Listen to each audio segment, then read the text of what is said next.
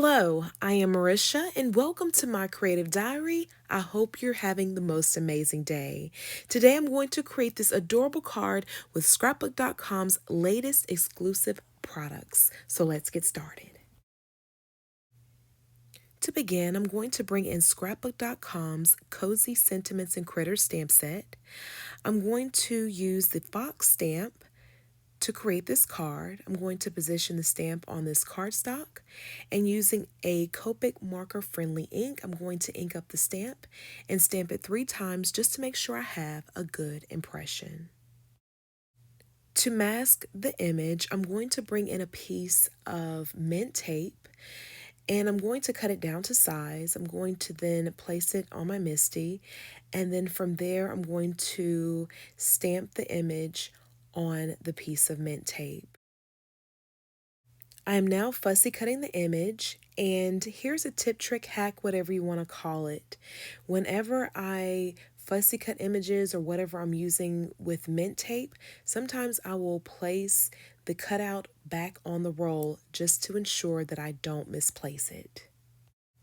Now it's time for me to color the fox, and I have to honestly say, I felt like a fish out of water.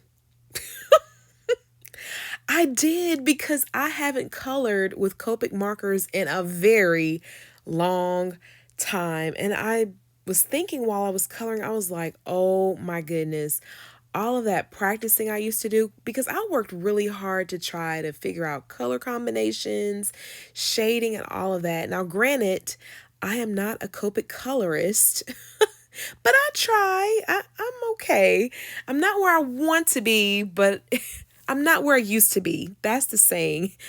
So I thought, okay, if I can take at least one day a week to color an image and just get back into it, because I didn't realize how much I really miss coloring until I colored this fox. And it gets like that sometimes, my friend. Sometimes we will get into other things and forget about things that we used to do, and then something will spark our interest. And then once we get back into it, we realized how much we missed it.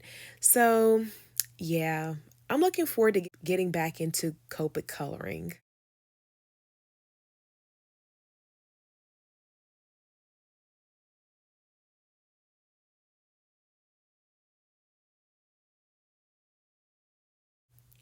Now that I'm done coloring the fox, it is time to mask off the image. So I'm going to bring in my mint tape cutout and I'm going to position it on the image. Then from there, I'm going to bring in Distress Oxides, Tumbled Glass, and Mowed Lawn. Using my blending brush, I'm going to apply Tumbled Glass first. This is going to resemble the sky. Once I'm done applying this color, I'm then going to apply Mowed Lawn, which this color will resemble the grass. Once I'm done applying this color, I'm then going to remove the mint tape. Then after that, it is on to the next step. I'm going to head on over to my MISTI, where I'm going to bring back in the stamp set, and I'm going to select the Love You sentiment. I'm then going to position it on this panel. And then from there, I'm going to ink up the stamp and stamp it 3 times just to ensure I have a good impression. Next, I'm going to bring in 3 different sized dies from the scrapbook.com's Nested Arch die set.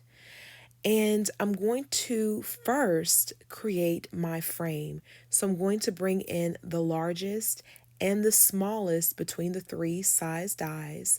I'm then going to position it on this white cardstock. And then from there, I'm going to use a piece of mint tape just to secure the dies in place to where they will not move. I'm then going to run the panel through the die cutting machine, and then it's on to the next step. Next, I'm going to repeat the last step. However, I'm going to bring in a piece of gold metallic cardstock. And this time, to create this frame, I'm going to use the largest and the second to largest dies. Once I'm done die cutting the gold cardstock, my frame will be complete. Using the largest of the 3 arch dies, I'm going to die cut the panel down to size. Then from there, I'm going to use my Artis liquid adhesive glue to adhere the white mat to the panel. And then I'm going to adhere the gold frame to the panel. Then it's time for the next step. Next, I'm going to bring in Scrapbook.com's Cozy Pattern Collection paper pack. This paper pack is so gorgeous. There are a variety of papers in here that are perfect to use for the upcoming fall season. For this card, I selected the pattern paper with the hearts. I then cut it down to size, and I then adhered it to my card base, which is a 4 1/4 by 5 1/2 inch top folding card base. I then adhered my card front to my card base. After that, I adhered a few gold embellishments to my card, making this card complete. Thank you for joining me on today. I appreciate you as always for stopping by. Don't forget to subscribe, click the thumbs up button and the notification bell. And don't forget to check out my blog at thediaryofbellerose.com. I'm sending you love and a whole lot of hugs. Until the next crafty project, please take care.